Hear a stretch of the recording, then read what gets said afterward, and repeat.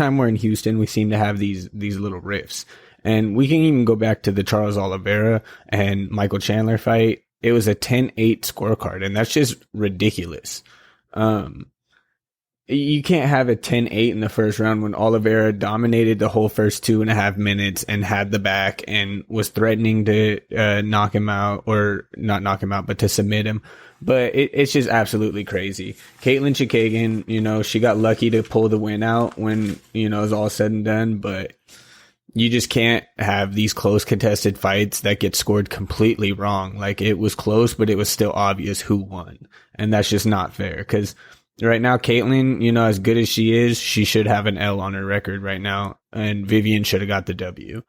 But here we go into one of the most exciting fights I've seen in a long time. Shane Burgos versus Edson Barboza, and this did win fight of the night. Shane Burgos was ordered to go straight to the hospital because he had a 6-second delayed reaction to getting hit in the head and knocked him out. Like, he went out.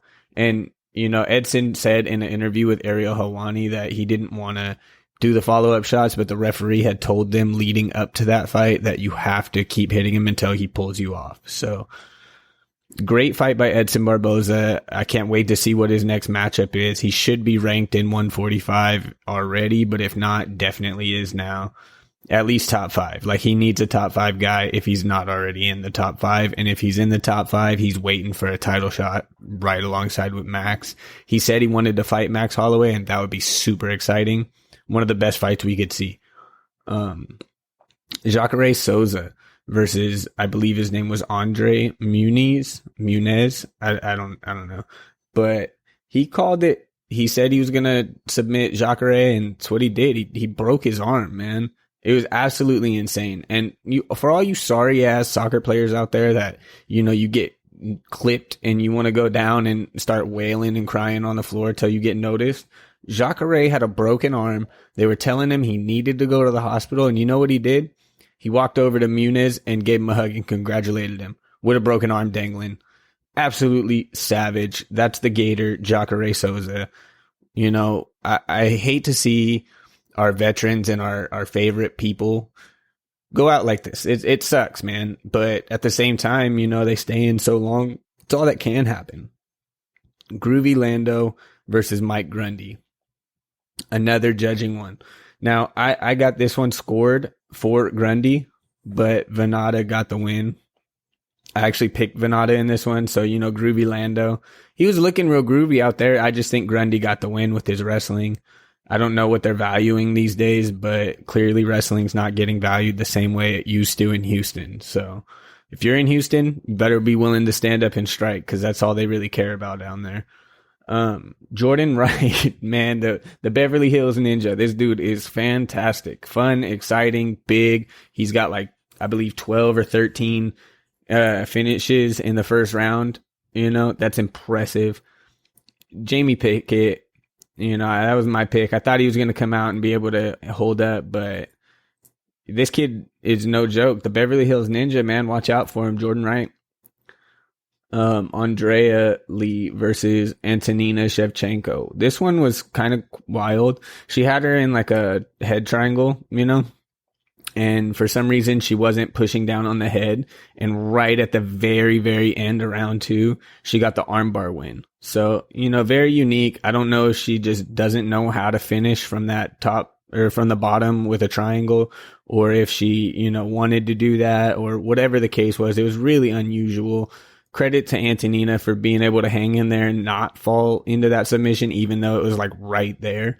But, very impressive, dominant performance by Andrea Lee. You have Gina Mazzani versus Cashera. And, this was when in the last episode of the podcast, we were talking about how they didn't have anyone listed. So we had to do some real deep digging to find out who the fighter was that was on there. And it was Cashera. She got the round 2 stoppage standing up still. They never even got down, the ref stepped in and saved Mazzani. She was just getting pinned while up against the cage, just absolutely pinned. So, saved her there. No need to take an unnecessary beating. The second fight tonight was Kevin Aguilar versus Tucker Lutz. And let me just say, Kevin Aguilar, it might be time for him to go to another promotion. it's hard to say that, but because you don't really know where Tucker Lutz stands. He's fairly new to the UFC. So to see him just have a dominant round 1, 2, 3, like nothing, it was hard to watch because Kevin Aguilar's been around the block, you know? And then here's the one that actually kind of hurt me to see because this was the, what did he call it? Performance of the night. Okay. By Giagos Christos. And this was actually crazy because Sean Soriano was absolutely cracking him. Actually almost finished him in the first round. It was weird because this is Michael Chandler's training partner. If you didn't see UFC Embedded, then, you know, go back and watch those because you actually see a pretty cool side of both fighters leading up to each fight and, you know, everything going on. And Sean Soriano got on there because he's Michael Chandler's training partner. And, you know, he was absolutely cracking. But round 2, he went in and shot and got absolutely locked up in a gnarly, and I mean gnarly choke. Like it was crazy, man. He got locked up. It was deep instantly. And he, you know, this being his second chance in the UFC, you knew he wasn't going to tap. So he went to sleep, man.